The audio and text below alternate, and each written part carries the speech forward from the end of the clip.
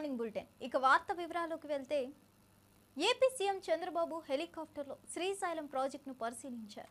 నది ప్రవాహాలు, ప్రాజెక్టు జల నిక్షేపాలు, పరివాహక ప్రాంతాల్లో వరద పరిస్థితులను సమీక్షించారు. శ్రీశైలంలో జలాధారాల నింపుతో గేట్లు తెరుచుకున్న నేపథ్యంలో అధికారులతో కలిసి సమీక్ష నిర్వహించారు. శ్రీశైలం జలాలు తాగునీటి అవసరాలకు వినియోగించుకునే విధంగా ముందస్తు ప్రణాళికలు రూపొందించాలని సూచించారు. నది పరివాహక ప్రాంతాల్లో నివసించే ప్రజలకు అప్రమత్తంగా ఉండాలని, అవసరమైతే సహాయక చర్యలు వేగవంతం చేయాలని అధికారులను ఆదేశించారు.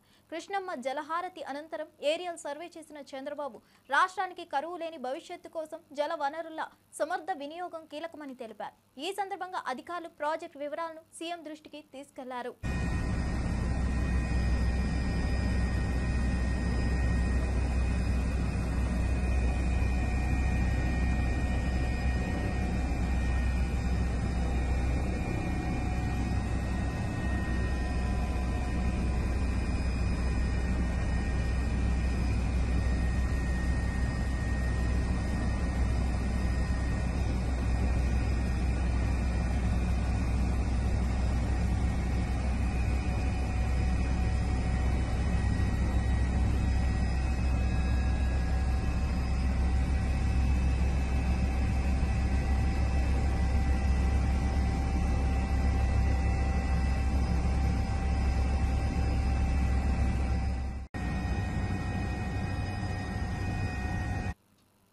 కాంగ్రెస్ పాలనలో పాలన కన్నా పలయానమే ఎక్కువగా కనిపిస్తుందని శాసనమండలి ప్రతిపక్ష నేత మధుసూదనాచారి ఆగ్రహం వ్యక్తం చేశారు. బీసీలకు ఇప్పటి వరకు ఒక్క హామీ కూడా నెరవేర్చలేదని విమర్శించారు. బీసీ రిజర్వేషన్ల బిల్లుకు అసెంబ్లీలో ఆమోదం లభించి 100 రోజులు గడిచినప్పటికీ ప్రభుత్వం ఉలుకు పలుకు లేకుండా వ్యవహరిస్తుందన్నారు. 42% రిజర్వేషన్లను చట్టబద్ధంగా అమలు చేయకపోతే దానికి కారణమైన పరిణామాలకు కాంగ్రెస్ ప్రభుత్వం పూర్తిగా బాధ్యత వహించాలని హెచ్చరించారు. బీసీల ఆకాంక్షలను విస్మరించడం అన్యాయమని పేర్కొన్నారు. బీసీ వర్గాల పక్షాన బీఆర్ఎస్ పార్టీ నిలుస్తుందని తెలిపారు. రిజర్వేషన్ల అంశంపై ప్రభుత్వ తీరును ప్రజలు గమనిస్తున్నారని అన్నారు. త్వరలోనే ఈ అన్యాయానికి బలమైన పోరాటం మొదలవుతుందని స్పష్టం చేశారు. కోర్టులను ఆశ్రయించడం జరిగింది. ఈ ఒత్తిడి వచ్చిన తర్వాత మాత్రమే కాంగ్రెస్ పార్టీ నియమేషాలు లెక్కబెట్టి తూతూ మంత్రం లాగా ప్రయత్నం ప్రారంభించింది. మొదలు కమిషన్ వేసింది, అది డెడికేటెడ్ కాదు. డెడికేటెడ్ కమిషన్ వేయాలి, తర్వాత వాళ్ళ ద్వారానే గణన సర్వేలు జరిపించాలి. దానికి భిన్నంగా స్టాటిస్టిక్స్ డిపార్ట్మెంట్తో చేసిండు. అంటే అడుగడుగున వీళ్ళ నిబద్ధత, ఏమాత్రం చిత్తశుద్ధి లేకుండా తూతూ మంత్రం లాంటి ప్రక్రియ జరిపించి మరొక్కసారి ఎన్నికల సందర్భంలోనే నమ్మించి ద్రోహం చేసిళ్ళు అనంటే అడుగడుగున నమ్మించి ద్రోహం చేసేటువంటి పరంపర కొనసాగుతా ఉన్నది. అందుకనే మళ్ళీ మేమందరం డిమాండ్ చేసేది దీనికి చట్టబద్ధత 42% రిజర్వేషన్లో అమలు చట్టబద్ధత ద్వారా మాత్రమే సాధ్యం. కాబట్టి శాసనసభ శాసన మండలి అక్కడ మోసమే. బహుశా నాకున్నటువంటి అవగాహన మేరకు చట్టసభలకు ఉండేటువంటి హుందాతనాన్ని, గౌరవాన్ని ఈ స్థాయిలో దిగజార్చి వాటికి ఉండేటువంటి ప్రాధాన్యతను తగ్గించినటువంటి ముఖ్యమంత్రి ఈ రాష్ట్రంలో గడిచిన రాష్ట్రంలో ఎవరైనా ఉన్నారు అనంటే అది రేవంత్ రెడ్డి గారి ప్రభుత్వమే. మేము శాసన మండలిలో స్పష్టంగా హామీ ఇవ్వడం జరిగింది. తమిళనాడు వాళ్ళు ఆచరించినటువంటి విధానం తీర్మానం చేయడంతో పాటు దేశవ్యాప్తంగా ఉన్న బీజేపీ ఎమ్మెల్యే రాజా సింగ్ కొత్త రాష్ట్ర అధ్యక్షుడు రామచంద్రరావుకు సవాల్ విసిరారు.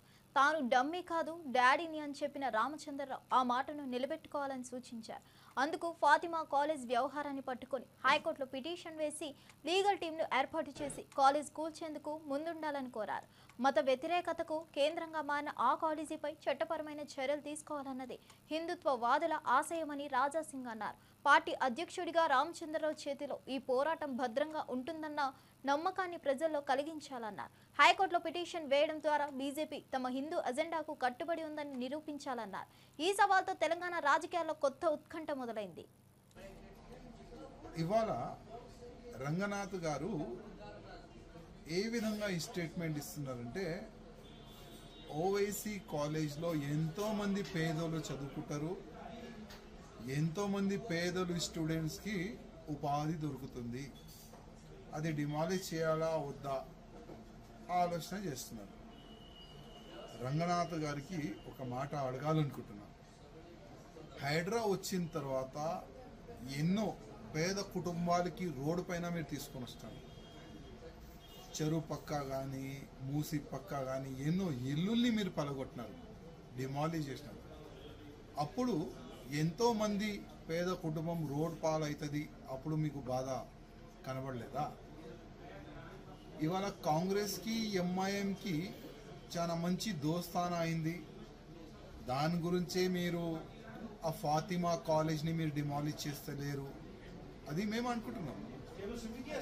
మీరు ఎట్టి పరిస్థితిలో రంగనాథ్ గారు ఫాతిమా కాలేజ్ని డిమాలిష్ చేయాలి. లేకపోతే నేను ముఖ్యమంత్రి గారికి రిక్వెస్ట్ చేస్తున్నా, ఆ ఫాతిమా కాలేజ్కి గవర్నమెంట్ కబ్జా చేసుకోండి, గవర్నమెంట్ కాలేజ్గా మారండి. అది చేస్తే చాలా బాగుంటుంది. ఇంకోటి, భారతీయ జనతా పార్టీకి మా ఒక కొత్త ప్రెసిడెంట్ రామచంద్రరావు గారు వచ్చినారు. వాళ్ళు ఒక మంచి అడ్వకేట్. రామచంద్రరావు గారికి నేను ఒక మాట చెప్పాలనుకుంటున్నా. చాలా మంది బీఆర్ఎస్ వాళ్ళు కానీ కాంగ్రెస్ వాళ్ళు కానీ డమ్మీ డమ్మీ అన్నారు. మీరన్నారు. నేను అంబేద్కర్ కోనసీమ జిల్లా పి గన్నవరంలో వైఎస్ రాజశేఖర రెడ్డి 76వ జయంతి వేడుకలు ఘనంగా జరిగాయి. పి గన్నవరం నియోజకవర్గ ఇన్ఛార్జ్ గన్నవరపు శ్రీనివాస్ ఆధ్వర్యంలో 3 రోడ్ల జంక్షన్ వద్ద ఏర్పాటు చేసిన కార్యక్రమంలో వైఎస్ విగ్రహానికి పూలమాలలు వేసి ఘనంగా నివాళులర్పించారు. కార్యకర్తలు, స్థానిక ప్రజలు పెద్ద సంఖ్యలో పాల్గొని ఘనంగా జయంతి కార్యక్రమాన్ని జరిపారు.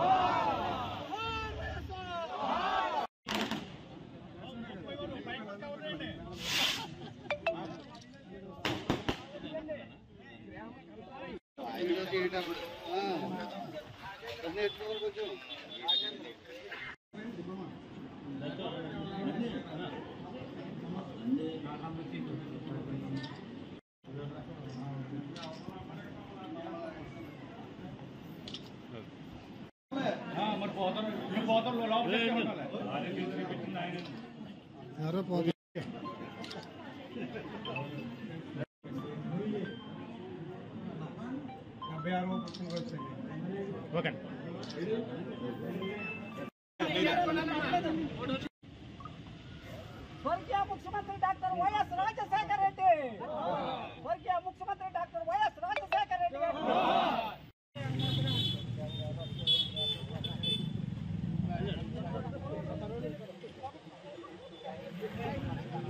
జారిపోతుంది.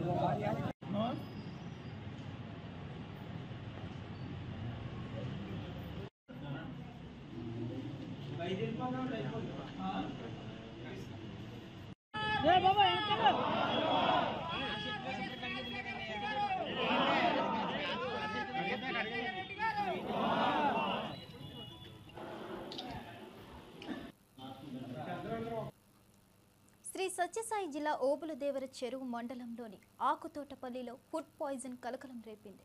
గ్రామంలో ఆహారం తినిన తర్వాత 15 మంది అస్వస్థకు గురయ్యారు. వీరిలో 8 మందిని వెంటనే స్థానిక ఆసుపత్రికి తరలించి చికిత్స అందిస్తున్నారు. మిగతా వ్యక్తుల ఆరోగ్య పరిస్థితిని అధికారులు ఎప్పటికప్పుడు పర్యవేక్షిస్తున్నారు. స్థానికంగా ఏవైనా పండుగ కార్యక్రమంలో లేదా ఉత్సవాల్లో తీసుకున్న ఆహారమే కారణమా అనే కోణంలో ఆరోగ్య శాఖ దర్యాప్తు చేపట్టింది. పౌర సరఫరాల శాఖ, వైద్య ఆరోగ్య శాఖ అధికారులు గ్రామానికి చేరుకొని మునిగిన ఆహార నమూనాలను పరీక్షించేందుకు పంపారు. గ్రామస్తులలో ఆందోళన నెలకొంది. బాధితులకు అన్ని వైద్య సౌకర్యాలు అందిస్తున్నామని అధికారులు వెల్లడించారు. ఏ కారణంగా విషపూరితత ఏర్పడిందన్న అంశంపై పూర్తి వివరాలు రావాల్సి ఉంది.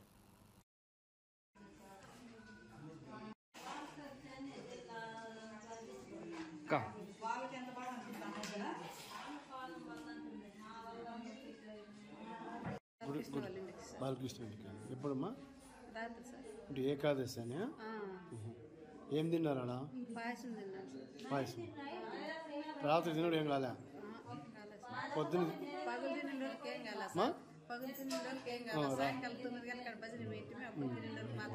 పాయసం మాత్రం తిన్నాను. నీ పేరు ఏం పేరమ్మా? ఒడిసి మండలంలోని ఆకుతోటపల్లి గ్రామంలో నిన్న ఏకాదశి భజన కార్యక్రమంలో పాయసం తిని 8 మంది అక్యూట్ 8 మంది మన ఆసుపత్రికి వచ్చి అడ్మిట్ అయ్యారు. ఇప్పుడు మన మెడికల్ టీము ఆకుతోటపల్లికి పోయి హౌస్ టు హౌస్ సర్వే చేసి మరి ఎవరన్నా ఇలాంటి రోగులు ఉంటే ఇలాంటి సమస్యల్లో బాధపడేవాడిని ఆసుపత్రికి తీసుకొని రావాలని మేము ఒక టీంను పంపించాము. ఇప్పుడు ఎంతమంది హాస్పిటల్? ఇప్పుడు 8 మంది కంట్రోల్ ఉన్న సార్. అంతా స్టేబుల్గా ఇప్పుడు వచ్చిన 8 మంది స్టేబుల్గా బీపీ అన్ని కంట్రోల్లో ఉన్నాయి, షుగర్ కంట్రోల్లో ఉంది. వాళ్ళందరికీ ఇప్పుడు డయేరియా అంతా నివారణలో ఉంది.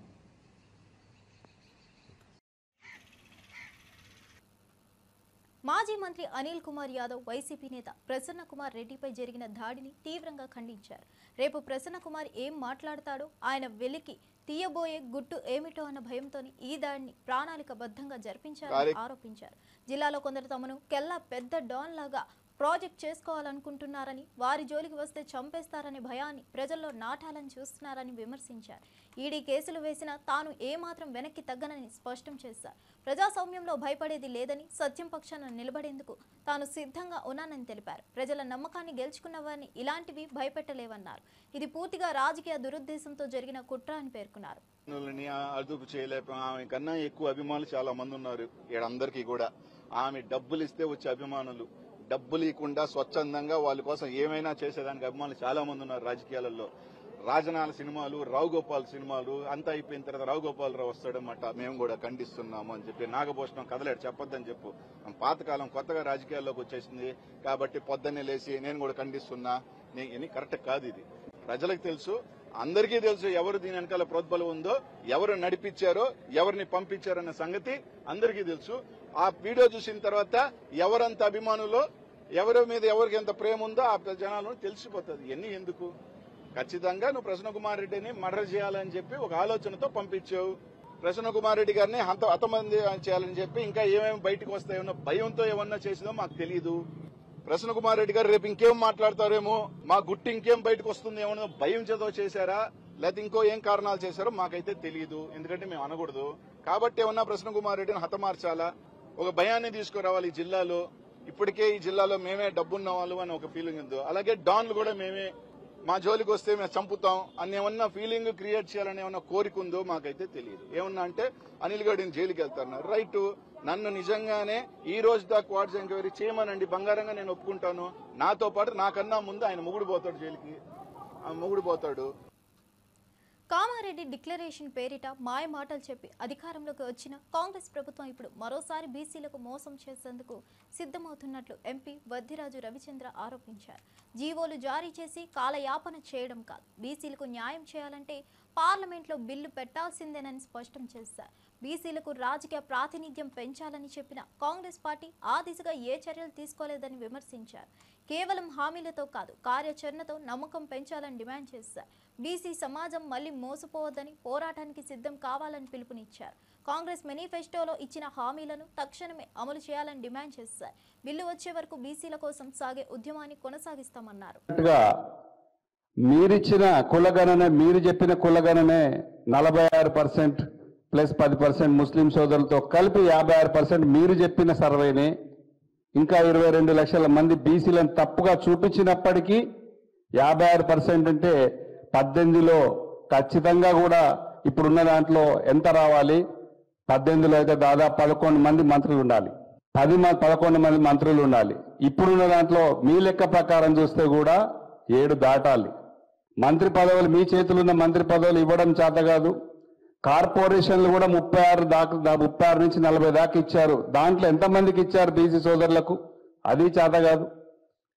ఏది చేయకుండా మేము చట్టబద్ధత కల్పిస్తున్నాం, స్థానిక ఎన్నికలకు రిజర్వేషన్లతో పోతున్నాం అంటే మా సోదరులు, బీసీ సోదరులు, మహిళా సోదరులు కూడా ఎవరు నమ్మరు.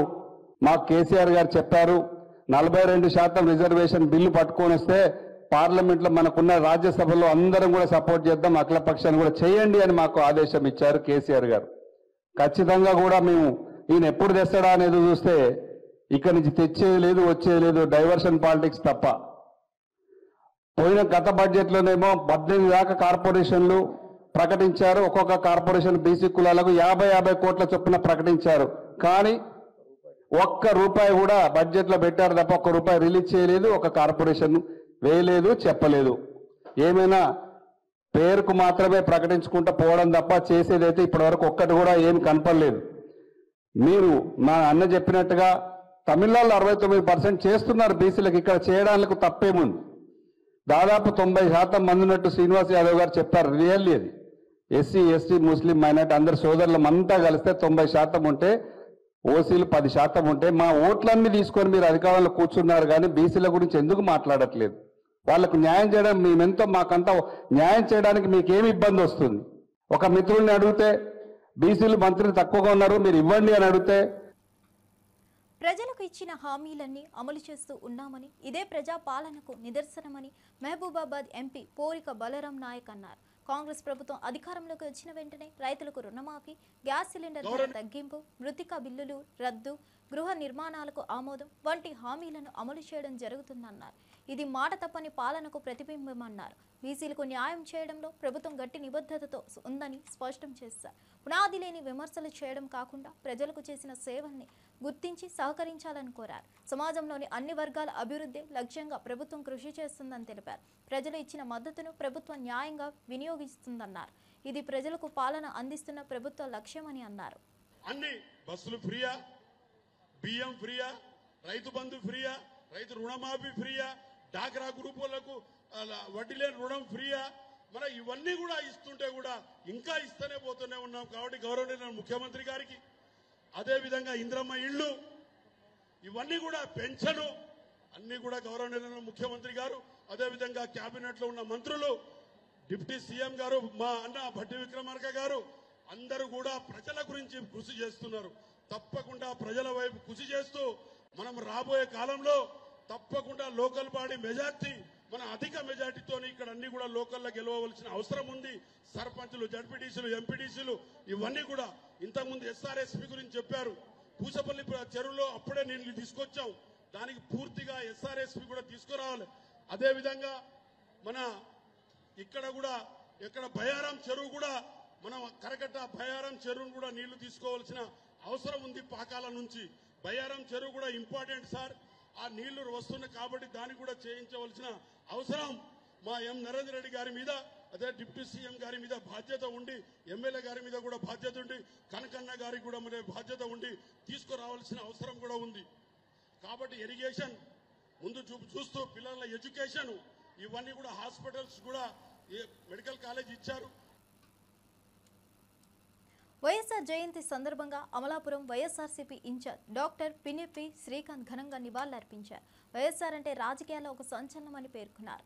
ఆయన పేరు వినగానే పేదల హృదయాలు పులకరిస్తాయని అన్నారు. సాధారణ ప్రజలతో కలిసి నడిచిన నేతగా వైఎస్ రాజశేఖర రెడ్డి చిరస్థాయిగా నిలిచిపోయారన్నారు. తెలుగు ప్రజలున్నంత వరకు ఆయన సేవలు మరువలేనివని కొనియాడారు. ప్రజల కోసం పాటుపడ్డ వైఎస్ పాలనకు ఆదర్శంగా నిలిచిందన్నారు. ఆరోగ్యశ్రీ పథకాల అమలు, రైతుల సంక్షేమం వంటి అంశాల్లో ఆయన చూపిన నిబద్ధత నిబద్ధతను గుర్తు చేశారు. నేటి తరానికి ఆయన జీవితం స్ఫూర్తిగా నిలుస్తుందన్నారు. ఆయన ఆశయాలు నెరవేర్చే దిశగా వైఎస్ఆర్సీపీ కట్టుబడి ఉందని తెలిపారు. జనహితే లక్ష్యంగా వైఎస్ మార్గంలో నడుస్తామని చెప్పారు. జీవితంలో అని చాగంటి గారు చెప్పారు. అలాగే డాక్టర్ వైఎస్ రాజశేఖర రెడ్డి గారు పరిపాలన మనము గుర్తు తెచ్చుకుంటే డాక్టర్ వైఎస్ రాజశేఖర రెడ్డి గారి ముఖ్యమంత్రి అవ్వే ముందు పరిపాలన, డాక్టర్ వైఎస్ రాజశేఖర రెడ్డి గారి తర్వాత పరిపాలన అంత తేడా మనందరినీ కూడా గమనించుకోవచ్చు. డాక్టర్ వైఎస్ రాజశేఖర రెడ్డి గారు అంటే మనకి గుర్తొచ్చేది 108 అంబులెన్స్. డాక్టర్ వైఎస్ రాజశేఖర రెడ్డి గారు అంటే మనకు గుర్తొచ్చేది ఆరోగ్యశ్రీ. డాక్టర్ వైఎస్ రాజశేఖర రెడ్డి గారు అంటే మనకి గుర్తొచ్చేది fee reimbursement. Doctor YS Rajasekhara Reddy garu అంటే మనకు గుర్తొచ్చేది అన్నదాతకు ఉచిత కరెంటు. డాక్టర్ వైఎస్ రాజశేఖర రెడ్డి గారు అంటే మనకి గుర్తొచ్చేది medical colleges. Doctor YS Rajasekhara Reddy garu అంటే మనకి గుర్తొచ్చేది అభివృద్ధి. ఇలా చెప్పుకుంటూ పోతే ఎన్నో ఉన్నాయి. సో డాక్టర్ వైఎస్ రాజశేఖర రెడ్డి గారు ఎలాంటి వ్యక్తి అంటే అపోజిషన్ లీడర్స్ అయినా ఎలాంటి వాళ్ళైనా కూడా ఆయనకి చేతులెత్తి మొక్కే ఒక గొప్ప నాయకుడు డాక్టర్ వైఎస్ రాజశేఖర రెడ్డి గారు. ఆయన గురించి ఒక చిన్న ఉదాహరణ చెప్పాలి. ఈ సమయంలో నేను ఇంటర్మీడియట్ అయిపోయిన తర్వాత నేను మరి ఎంసెట్ ఎగ్జామ్ రాశాను. ఎంసెట్ ఎగ్జామ్ రాసి మరి నాకు అంత గొప్పగా ర్యాంక్ రానప్పటికీ కూడా మా నాన్నగారు అప్పుడే ఎమ్మెల్యే అయ్యారు. ఎమ్మెల్యే అయిన తర్వాత నాకు ఒక ఎంబీబీఎస్ సీట్ కోసం ఆయన వెతుకుతూ ఉన్న సమయంలో మరి ఆయన వెతికి మరి అన్ని కాలేజెస్లో సీట్లు అయిపోయాయి అని తెలిసిన తర్వాత ఆఖరి ప్రయత్నంగా డాక్టర్ తెలంగాణను ధనిక రాష్ట్రం నుంచి అప్పుల పాలు చేసిన వారిని ప్రజలు మర్చిపోలేరని, మళ్లీ ఆర్థిక స్థిరత్వం కోసం సంపద సృష్టించేందుకు ప్రభుత్వం ప్రయత్నిస్తుందని మంత్రి పొంగులేటి శ్రీనివాసరెడ్డి స్పష్టం చేశారు. రెవెన్యూ, గృహ నిర్మాణం, సమాచార శాఖల మంత్రిగా మాట్లాడుతూ గత ప్రభుత్వ నిర్లక్ష్యం, ఖర్చు పెత్తనం వల్ల రాష్ట్రాన్ని తీవ్ర ఆర్థిక సంక్షోభంలోకి నెట్టారని విమర్శించారు. ప్రస్తుతం సీఎం రేవంత్ రెడ్డి నాయకత్వంలో ప్రతి రూపాయిని సమర్థవంతంగా వినియోగించేందుకు చర్యలు తీసుకుంటున్నామన్నారు. పాత అప్పులను తీర్చడం, కొత్త పెట్టుబడులను ఆహ్వానించడం, ఉద్యోగ అవకాశాలను కల్పించడం లక్ష్యంగా పనిచేస్తున్నామని తెలిపారు. ప్రజలకు న్యాయమైన పాలన అందించేందుకు ప్రభుత్వం కట్టుబడి ఉందన్నారు. అభివృద్ధి, సంక్షేమం సమతుల్యంలో ముందుకెళ్తామని, ధనిక తెలంగాణను తిరిగి నిర్మిస్తామని హామీ ఇచ్చారు. రాష్ట్ర ఆర్థిక పరిస్థితిని చూసుకొని ముందు దాంట్లో పేదోడికి ఏది అవసరమో చూసి ఆ పేదోడికి అవసరమైన అనేక సంక్షేమ కార్యక్రమాలని గౌరవ ముఖ్యమంత్రి గారు, గౌరవ ఉప ముఖ్యమంత్రి గారు, కేబినెట్ మంత్రులం, సహచర ఎమ్మెల్యేలం మీ అందరి దీవెనలతో ఈ 18 నెలలు ఎలా పరిపాలన చేసిందో, పేదవాడి కష్టంలో ఎలా పాలు పంచుకుందో మీ అందరికీ తెలియంది కాదు.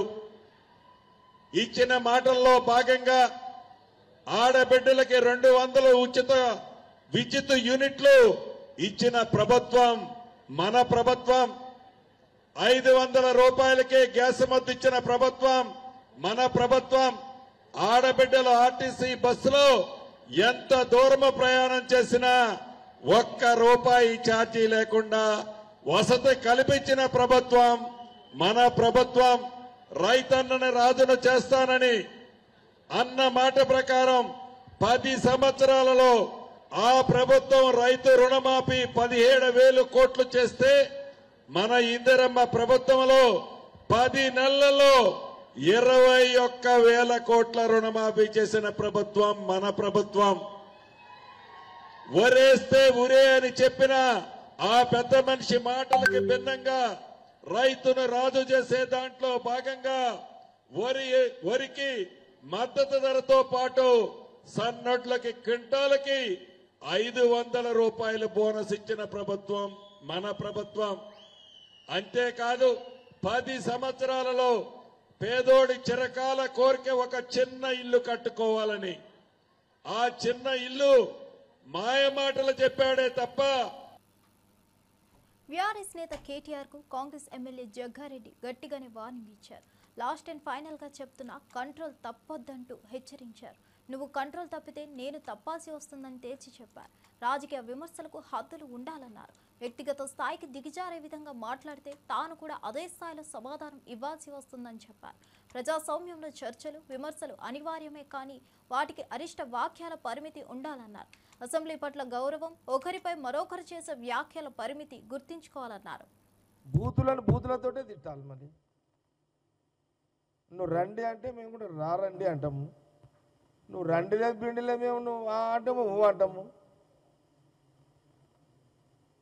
మేము పొలిటికల్ పార్టీ నాయన, మేమేమి ధర్మశాల పెట్టలేము ఇక్కడ ఉపన్యాసాలు ఈయనకే.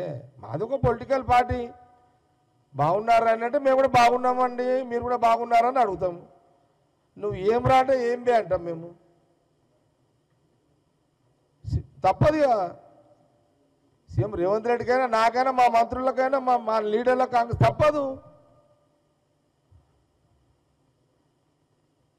నువ్వు గాడిదలు అంటే పడతారా ఇవ్వండి.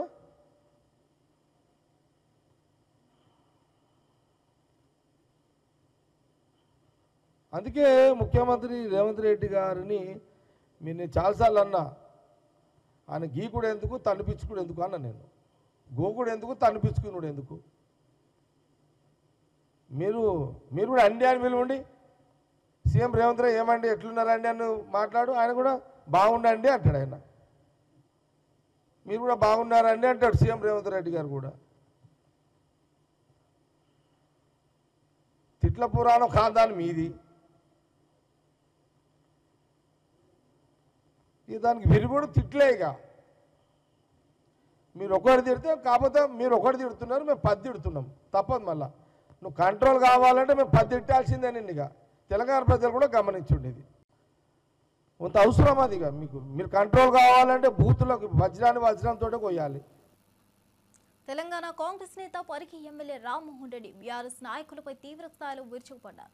నాడు అధికారంలో ఉన్నప్పుడు పరిపాలనను దుర్వినియోగం చేసిన బీఆర్ఎస్ నేతలు నేడు చిల్లర రాజకీయాలకు దిగుజారుతున్నారని విమర్శించారు. ప్రజల సమస్యలపై స్పందించాల్సిన సమయంలో విమర్శలతో రాజకీయ ప్రస్తావనలు మార్చాలని చూస్తున్నారని ధ్వజమెత్తారు. కాంగ్రెస్ ప్రభుత్వం ఇచ్చిన హామీలను అమలు చేస్తూ ముందుకెళ్తున్న సమయంలో బీఆర్ఎస్ నేతలు అసత్య ప్రచారాలకు దిగుతున్నారని అన్నారు. ప్రజలు ఇప్పుడు నిజం అర్థం చేసుకుంటున్నారని, తిరిగి మోసపోరని స్పష్టం చేశారు. బీఆర్ఎస్ నేతలకి ఉన్నది వ్యక్తిగత ప్రయోజనాలే తప్ప ప్రజల పట్ల చిత్తశుద్ధి కాదన్నారు. కాంగ్రెస్ పాలనను తక్కువ చేసే కుట్రలకు ప్రజలు తగిన బుద్ధి చెబుతారన్నారు. కేటీఆర్ నియోజకవర్గమైనటువంటి సిరిసిల్ల లోపల, అదే విధంగా కేసీఆర్ నియోజకవర్గమైనటువంటి గజ్వేల్ లోపల మీ ప్రభుత్వంలో, మీ బీఆర్ఎస్ ప్రభుత్వంలో మీరు 150, 175 కోట్ల రూపాయలు రుణమాఫీ చేస్తే, మేము కాంగ్రెస్ ప్రభుత్వం వచ్చిన తర్వాత దగ్గర 315 కోట్ల రూపాయల వరకు మీ ప్రభుత్వం కంటే ఎక్కువ మీ నియోజకవర్గంలో కూడా చేసినామని శాసనసభలో వ్యవసాయ శాఖ ఇచ్చినటువంటి గణాంకాలు, గతంలో ఇచ్చిన గణాంకాలు, మీ ప్రభుత్వంలో మా ప్రభుత్వం వచ్చినటువంటి గణాంకాలు స్పష్టంగా నేను చదివి మీకు దమ్ముంటే మాట్లాడండి అని నేను హరీష్ రావును శాసనసభలో అడగడం జరిగింది. హరీష్ రావు శాసనసభలో ఉండి, కేటీఆర్ నువ్వు కూడా శాసనసభలో ఉండి మీరు సమాధానం చెప్పలేదు. వారికి శాసనసభకు రాజీనామా చేస్తా అని చెప్పిన నేను నిజంగా దమ్ముంటే ఆ రోజు హరీష్ రావు లేచి నువ్వు చెప్పిన లెక్కలు తప్పు, వ్యవసాయ శాఖ లెక్కలు తప్పించింది, మేము మా నియోజకవర్గంలో, మా ప్రభుత్వంలో, తెలంగాణ రాష్ట్రంలో మీకంటే ఎక్కువ రుణమాఫీ చేసినామని చెప్పాల్సింది ఉండే. మరి శాసనసభలో ఉండి ఎందుకు సపోర్ట్ చేయకుండా కూర్చున్నావు హరీష్ రావు? ఈ రోజు ఏం చేస్తున్నావు? నువ్వు మీ బామ్మర్ది కలిసి ప్రెస్ క్లబ్ వచ్చి అక్కడ ప్రెస్ మీట్ పెట్టి మన రాష్ట్రానికి సంబంధించినటువంటి ప్రాజెక్టుల సాధన గురించి గౌరవ ముఖ్యమంత్రి రేవంత్ రెడ్డి గారు ఢిల్లీకి వెళ్తే మీరు శాసనసభకు రాకుండా మిమ్మల్ని లెటర్ ఇవ్వమని చెప్పి మేము అడిగినాం. మీరు శాసనసభ ఎప్పుడు పెట్టాలో మీ నాయకుడు, సిఎల్పి నాయకుడు కేసీఆర్ తో అడిగి మీరు ఒక లెటర్ ఇవ్వండి. ఎప్పుడు శాసనసభ పెట్టాలో అడగండి, మేము సిద్ధంగా ఉన్నాం. మీరు వెంటబడిన రోజు శాసనసభ సమావేశాలు పెట్టడానికి కాంగ్రెస్ పక్షాన మేము సిద్ధంగా ఉన్నాం. ఇవండి బులెటిన్ విశేషాలు. మరో బులెటిన్తో మళ్ళీ కలుద్దాం.